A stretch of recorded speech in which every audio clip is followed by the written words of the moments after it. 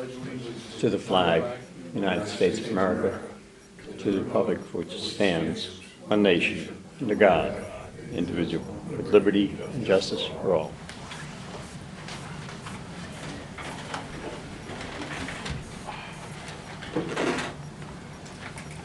Next order of business will be correspondence.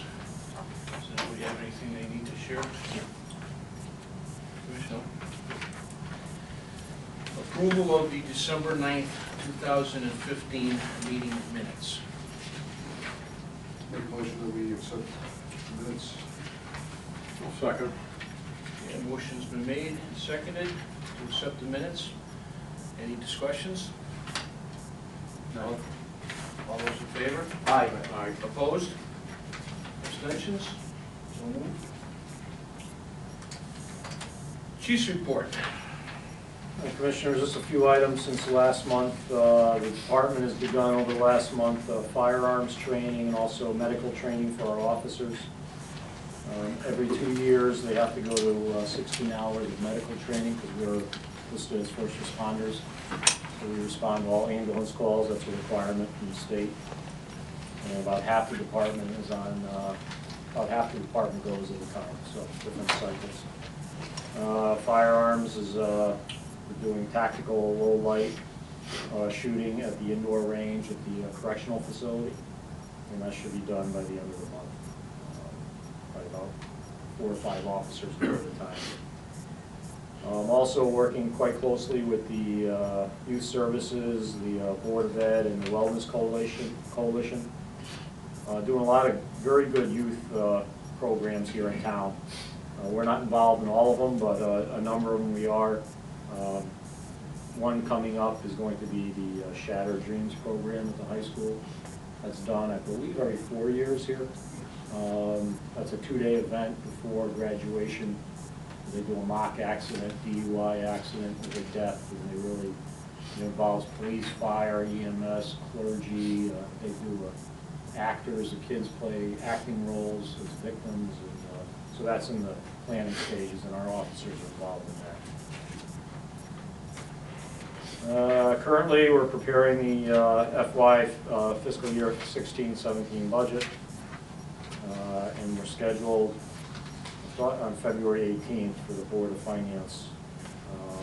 So probably over the next week and a half, we'll have our in-house budget, our proposed budget finalized, and then the chairman will call and we'll see if we can schedule a meeting or a committee meeting prior to that. We've also begun contract negotiations with both the police and dispatcher unions. We've had initial meetings with both unions, actually a second meeting with the police union, and more scheduled at the end of the month and in February. Nothing really heavy to report so far.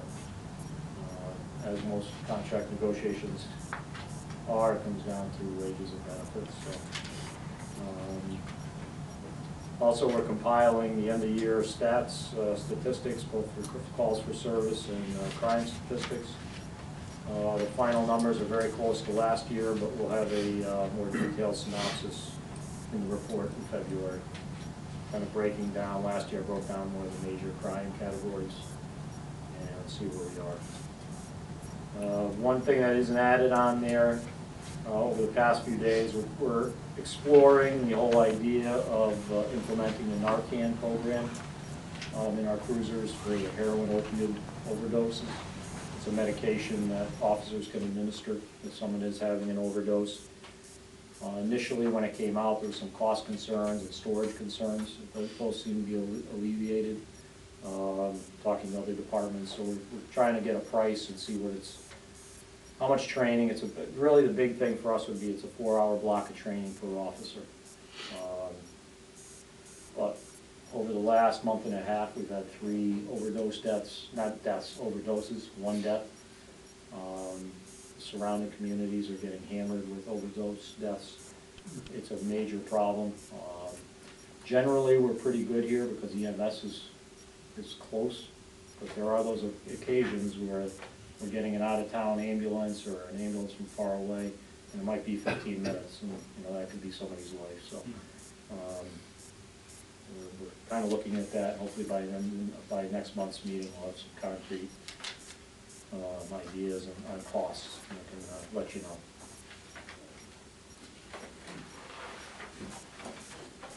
Any questions on those items? Nope. Okay. Number 6, new business. I don't know if you want to go over the budget. Oh, I'm sorry, yeah. I missed B. Yeah, that's fine. Yeah. Budget's self-explanatory. The big issue still is the dispatch overtime. It has slowed down. We're obviously going to be over in that line. We're anticipating that it will be absorbed by other salary lines. We've had this issue the last 2 years, to a greater extent this year. We're without any part-time dispatchers, and any vacancies go first to full-time dispatchers, and if they don't take it, it goes to an officer, which is filled at a higher rate, and that's part of our problem. But we anticipate at this time it will be absorbed. We'll probably have to go for a transfer to the Board of Finance in the next month or two.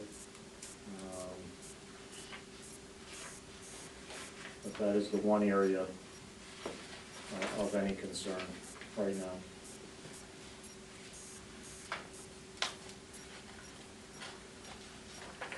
After that is the two capital request items that we move forward to the capital committee. For those that were here last year, if you remember, we had no capital items last year. We requested vehicles, and part of coming in at a below zero budget, we dropped any capital items. We did not get funding for any new cruisers. We're looking for 2 cruisers this next budget year, and that would be for the cost of $64,000. The second item is a $28,000 computer system software upgrade. That's for our computer-aided dispatch and our records management system. We have not had a, quote, major upgrade in about 8 years. The system's falling behind on upgrades and what they support, and just new increases, new features that are going to be required to get a lot of the information from the station out to the cars. So it's really a kind of a required upgrade of $28,000. As far as the computer systems are, it isn't a lot of money for an upgrade, but obviously $28,000 is $28,000. But that will take us probably for a good 3-4 years. So that went forward also.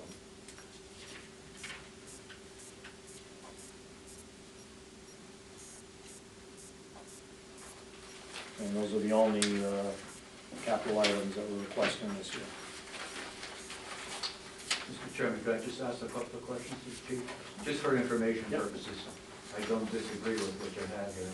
But how do you determine when you need a vehicle? Are you based upon mileage? By mileage. Maintenance costs, what's out there new, safety, all those particular issues? Yeah, it's really mileage, how much, and we try to get on a rotational basis. A lot of our spare cars are getting up over 100,000 miles. It really become a safety issue, a maintenance issue. A few years ago, we started going to the new cars when the Crown Vics aren't made anymore. Right. Those are starting to get, the initial 2 or 3 that we bought are now to the point where they're high mileage. They would then go into they would then be rotated into the spare vehicle fleet, and then we would trade in the older Crown Victorias. The maintenance costs are getting high. Also, the gas cost for the Crown Victoria is much higher than the new cars, so a significant difference. So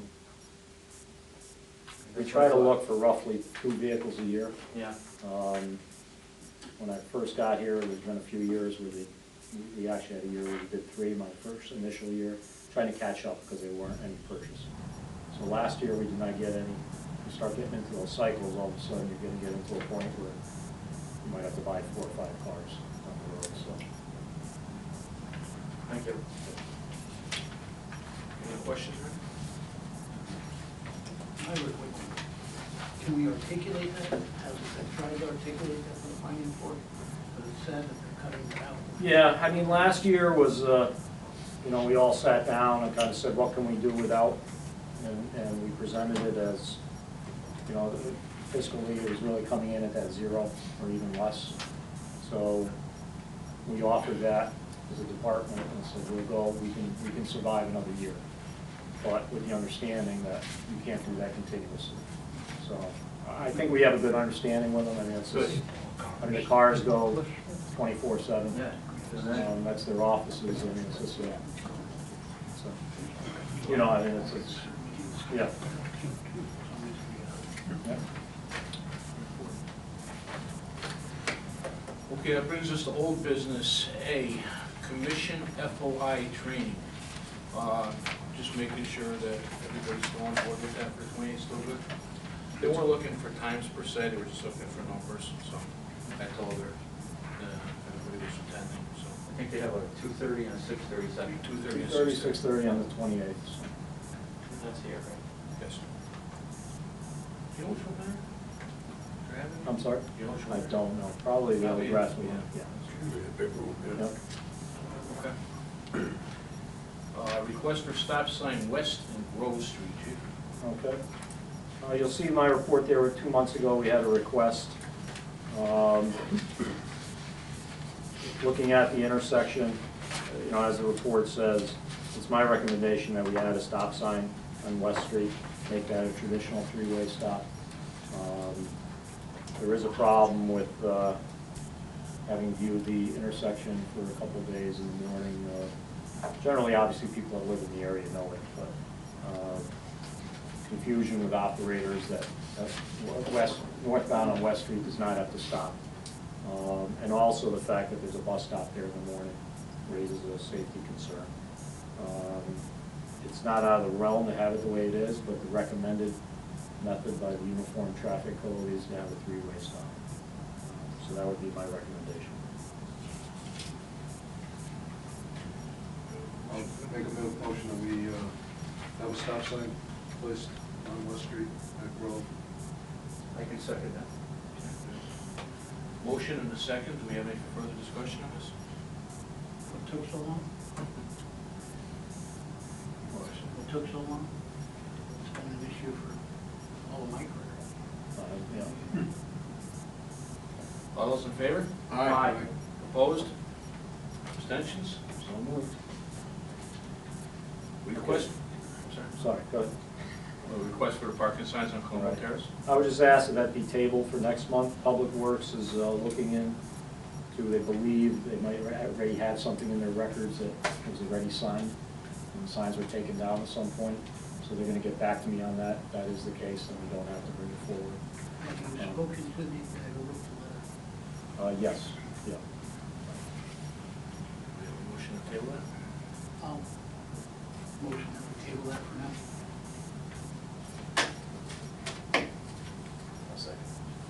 Motion is seconded. Any further discussion? All in favor? Aye. Opposed? Abstentions? So moved. Brings us to number 8, public input. Mike Bracken, 12 Tinker Drive in Windsor Locks. I have several issues. The first one I'm going to speak quickly because we only limit it to 5 minutes, but there's been an issue that's been brought to the police chief's attention and possibly the commission's attention several times regarding Cliff Smith's contract. He's been a lieutenant for over 3 years. There's still no contract in place for him, and Mr. Tom Malonis has been asking why. And I know that answer, and the answer is because he's been being used as an administrator, and he's doing things such as applying for grants, looking into information pertaining to overtime for researching FOI complaints. He's doing scheduling and stuff like that. Stuff that a union member, a police officer should not be doing. The captain should be doing it. And the thing is that if he puts that down in writing, if that chief puts that down in writing as part of his duties as a lieutenant, the union is going to turn around and say, he's doing administrative duties, he's out of the union. We're going to get him out of the union. They're going to appeal to the IBPO, get him thrown out of the union, and he's not gonna have any protection from the town in case the town decides to eliminate that position. So he'll be out of a job. So the thing is that you need to write down a contract and get it in the works, or you need to do something with them, because what you're doing right now, 3 years down the road and no contract, is for the birds, because nobody knows what he's doing. The second thing is I'm sitting here and I'm looking at all these hash marks on the chief, and I'm not picking on the chief individually, but I see it on all the officers, and it's a slap in the face to every single one of these guys in Windsor Locks that has served here in Windsor Locks and is wearing hash marks only for the time that they've spent in Windsor Locks. When these guys come from other departments and they're wearing hash marks for time that they've served in other departments, along with whatever they've served here in Windsor Locks, it's not fair to the men that's worked here in Windsor Locks. They should not be allowed to be wearing hash marks for time served here in Windsor Locks, because it's a misrepresentation to the town people, because it serves, people look at that and they say, boy, this guy's got a lot of time in this town. He doesn't have crap. He's got nothing. You look at half of these guys, they've got no time in this town. But to look at the hash marks, you'd think their arm was dragging down by their ankles. The other thing is last night I had an incident where there was a guy at Burger King that was riding a scooter. The roads were icy. I don't know what the hell the circumstances were. I tried calling the police department because the guy was afraid to ride the scooter, right? And I said to the guy, I said, you got to be crazy riding that thing. The roads are solid ice. The town highway department's not even out. We left the meeting, the Board of Finance meeting last night. I think it was probably somewhere between 7:30 and 8 o'clock. The town highway at that time wasn't even out. I don't know what the supervisor was waiting for, and I can't blame the supervisor because I don't know what he was doing. But he's got men on the road that should be telling him, and Officer Squire, or excuse me, retired Officer Squires and Detective Sergeant Richelli, retired, they know that the officers on the road previously used to say, Sarge, the roads are getting slick. If the sergeant was tied up, they would let the supervisor know. That's what they were supposed to do. And here we are, we had nobody out on the road seeing in the roads, and it was bad for that guy to be riding a scooter on the road. And technically, Michael, I don't know. Is it reckless driving to be riding a scooter on icy roads? It could be. I don't know. The thing is that I said to the guy, I said, you got to be crazy to be driving that thing on this road. The roads are solid ice. And there was another motorist there that said the same thing. And the guy says, I'm afraid to be riding the scooter. I said to him, I said, where are you from? He's from Granby. I said, you got to go through the mountains. He said that he only had $1 to his name, right? He coughed up some change to get a burger, and he said he had no money. So I don't have the authority to ask him to show me what he's got for money. So I said to him, I said, the only thing I could suggest is call the police department, see if they can't help you out. And the guy says, what can they do? I said, when I was a police officer, Roger Ignazio used to, and I said to the guy, I can't tell you what they can do. I said, but I know that they used to do, and I think that Ed Ferrari was the selectman at that time. I know that the town occasionally would put somebody up in a hotel. They had it set up where they had money set aside, and they had special rates set up with hotels with somebody that was, stranded or it was too unsafe to travel, where they would put them up in a hotel. So I called the station up, and the new guy, who I understand is from Bristol, wouldn't allow me to talk to the supervisor. And he's making decisions on his own, telling me that I'm not going to let you talk to a supervisor. I said, what are you talking about? Here we go again, Diane number 2. 5 minutes are up, Mike. Thank you. Thank you for your input. Any other public input? William Russo, 407 Elmwood Drive, Windsor Locks, Connecticut. I was at the Board of Finance meeting last night, and I'll try to make this quick. And apparently we're looking for a grant to do some remodeling on Main Street, which in my opinion should require a traffic study. before we go for the grant, and should have some input from the police commission. Selectman Kerwick showed up there last night, and it appears as though the Board of Finance was blindsided by his presentation. There were 2 requests for possible grants to go forward with, which the town would have to come up with money. Don't you feel as though that any grants that require roadway work should be submitted to the police commission for a traffic study before you go at it? Now, I've lived here for many times, many years, and they plan on putting a traffic circle in the area of Dairy Mart. Now, Michael brought up the fact, tractor trailers. Yes, it will slow traffic down, but will it cause more of an impedance and problem than an improvement? So that I'm going to give to the police commission.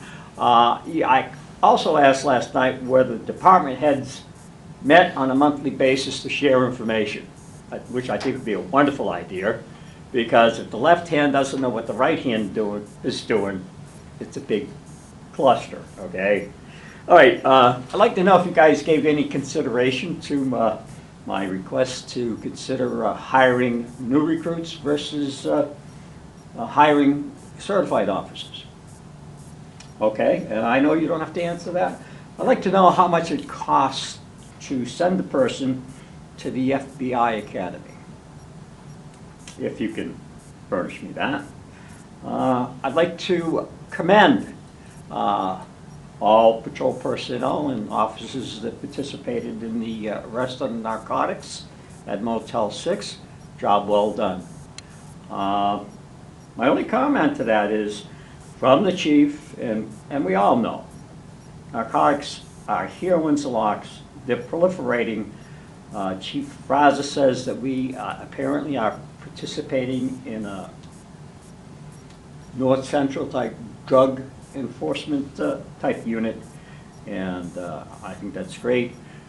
The one thing I've been trying to get, you know, there's a lot of talk about bringing a casino here to town. I've been trying to get the chief, or maybe even some of the Board of Police Commissioners, stand up, take a stand, tell the people what comes with the casino. Tell them what comes with the casino. When the chief first came here, he talked about prostitution. There is prostitution here in Windsor Locks. There's going to be more of it if the casino comes. There are drugs here in Windsor Locks. There's going to be more of them. I personally did CPR on a 16-year-old girl who grabbed her brother's works, and she checked out. I think the commission and the chief have a responsibility to speak to the public services section of bringing in a casino. I believe truly that we're earmarked. I believe that the Indians are just waiting for us to finish our democratic process here. And I don't like the idea that it's been suggested, well, if we don't participate and see what we can get, that they may do it anyway.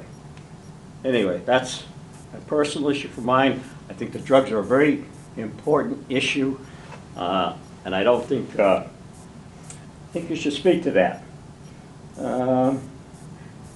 Last month, Officer Bracken made a, what I thought sounded like a pretty good suggestion, which was supplying our officers with 1 magazine of armor-piercing rounds. Any input on that? Any feedback? You know, I'm getting irritated that this commission just takes the input and never comes back, never responds. I think that's a wonderful idea. That would protect our officers in the event that they run up against some terrorists. You know, guess what? They can come to Windsor Locks. They can come to Windsor Locks. I would like our officers, matter of fact, I wanted a .50 caliber rifle, okay, one time. So if they hide behind some steel, I could shoot them. Anyway, so I'd like to know if you've considered that, and I know there's a cost. I'd like to know if you consider that. Chief. 5 minutes are up. Okay, appreciate I'm done. it, but, Any response? brings us to number 9, commissioners' comments. One comment. I was on the official town site, and I was on the police commission portion of it, and they list the members. They have my first name as being George. I saw that. Yeah, maybe we can get that corrected. I don't know who's in charge of that. That would be me, but- sorry. Okay, that's okay. Did mine say Danny or Damon? Danny. What, have you done with Danny here? I don't know, I've never been on. Danny. That wasn't for you, that was for her. Yeah, I recognize it. Should be a legal name, right? I was just messing with it. Yeah, I think as far as us commenting on stuff, I don't, we just became board members, you gotta give us some time to get this I'd stuff. like to address a few issues. Danny, We gotta get some time under our belts to Danny. make sure we have the facts. 'Cause you No, know, a lot of what I talked about happened last month. Yeah, it takes a while, Bill. You're a retired police Bill, officer. so, So, he's making his comments, okay? yeah. I just feel we need some time under our belt as new police commissioner to get the system down and decide what we're gonna do. That's my basis on my waiting and my talking. I'd just like to, talk about a few, this isn't the time for a debate, but a couple of the issues, Mr. Bracken brought up the hash marks. Okay, that decision was partly done by an officer committee, and that was their decision. So the officers do support that. It represents police experience. It's not debatable, I'm not gonna sit here and debate it. Most departments are that way. So it wasn't just a unilateral decision. The lieutenant is not a contract employee, he's a union employee, so there will be no separate contract. He's not a union member? He is a union member, he's not a contract employee. You said he's working on grants, scheduling. I can just tell you it's not true. He's in charge of all patrol operations, and that's his function. I'll address the issue of the traffic studies. Traffic studies have been done over the last 4 years for that project by state engineers and by traffic engineer firms for that project. So those are people, that's their full-time job, function, much more experience and knowledge than we'll ever have. But at some point, if that does come to a head, we will be part of that final process. It's still in the planning stages. You brought up department head meetings. There are department head meetings. I don't know if you got that. Well, I've heard there are, but I wonder what kind of information is exchanged. There are department head meetings. And you said at one of the Not last debating, meetings, Mike, I'm not just debating. discussing. Mike, this is. Well, for I'm talking commission about comment. something that's in the minutes. Mike, public input was had, okay? This is commissioner Two-faced, comments. talking out here and talking out here. There was a comment made about the FBI Academy, and I know there's been FOI requests made pertaining to costs, and there's this theory or discussion that the town spent thousands and thousands of dollars. The entire cost for the FBI Academy came to about $450. The entire thing is picked up by the federal government. Not what I So there's a expected. lot of misinformation out there, and I just want to make sure that the commission knew that also. That's all I have. Plus the officer's salary, right? Anybody else have comments? Nope, not this time. Good. No, I'm good. Billy, I'll speak to your, your statement about young officers, and I think that's something that the department does take into consideration with several other factors, cost of the town, et cetera, et cetera. It is more expensive now to hire a new officer with no experience to send them to the academy, and that's something that the department and the commission has to keep in mind whenever there is a new officer appointed. But I don't think that's anything that is just pushed aside or never thought of. There is probably good reason to have new officers mixed in with the old too, but at present, like I said, we have to, we have to also consider the cost to the town and to the department. So it's not something that's just, in my opinion, or my belief, being arbitrarily pushed aside and just going with the veteran officers. At least I don't think it will be with us, this commission. But I mean, That's all I have to speak. All I know, and I'm out of order, is each of the 3 officers that sit on that panel had an opportunity to go to the academy. And if those policies were in effect, then we probably would not have the 3 officers that sit on the Board of Police. You know, you Next, talk about Mike, discrimination. Mike, Look, Mike. you talk about discrimination, he talks and I Mike, I'm can't. asking you as a gentleman, to please let us continue with our meeting, okay? Public input was had already, and you spoke. Well, Michael, what Michael, the hell? I wanna He's finish talking my too. meeting. I want to finish my meeting, okay? Being there's no more comments, I will accept the motion to adjourn. I'll move number 10. I'll second that. All in favor? Aye. Opposed? Talk about discrimination, Michael. There it is. There it is.